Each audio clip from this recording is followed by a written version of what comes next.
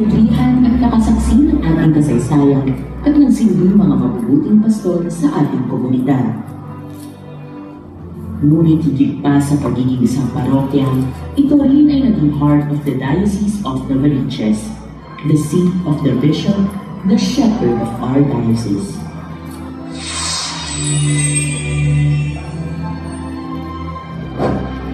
Balikan natin kung paano nagsimula ang lahat.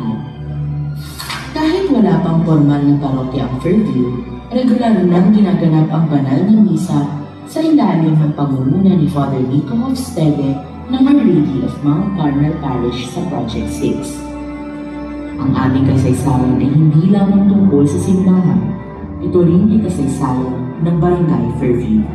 Noong September 21, 1974, formal na kinilala ang Fairview bilang isang barangay sa bisa ng Presidential Decree 557 at ng Executive Order No. 24 na nilagdaan noong June 25, 1975. At noong August 5, 1975, formal na kinilala ang pagkatatag ng ating parokya sa ilalim ng pagkalinga ng patron na si Jesus ang Mabuting Pastor o Jesus the Good Shepherd.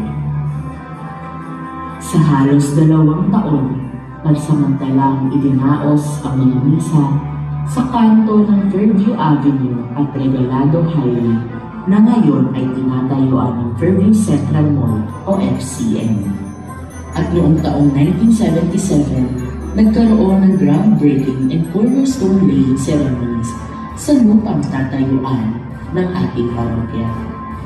Noong 2023, sumailalim sa dalawang renovasyon ang ating katedral at sa parehong taon, November 30, 2023, formal na itinalaga ang bagong altar sa pangunguna ni Archbishop Charles John Brown ang Papal Nuncio sa Pilipinas. A church is not built by stone, but by souls. It is the people who make the church whole. Hindi tayo magiging ganap na simbahan kung wala ang mga taong bumubuo nito. Ang mga laiko, volunteers, mga mother, kabataan, at buong sambayanan pananampalataya. We strive to fulfill the 9 pastoral goals of our diocese, carried out through more than 67 ministries, organizations, and groups that serve within our parish.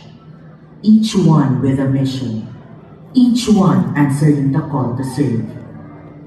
At bilang mga pastor, tungkulin din natin maghatid ng pag-asa, lalo na sa mga higit na nangangailangan.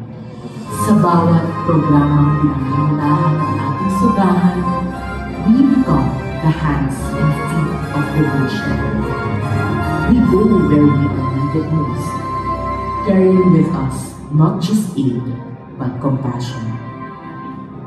This is what it means to be a church, not only gathered in worship, but scattered in mission. Hindi ko talaga maintindihan kasi si Good Shepherd kung matanda ba siya o binata or bata. Pero sa aking inspiration siguro namin si Good Shepherd when it comes to youth kasi ang pinaka-tagline kasi ng Koinova is bringing the youth closer to the church and the church closer to the youth. So yun, parang connected siya sa kay Good Shepherd since nagpapasal si Good Shepherd yung mga tupas and kami ng mamis nagpapasal kami ng mga kami bagong youth na pwede or may potential dito sa simbahan.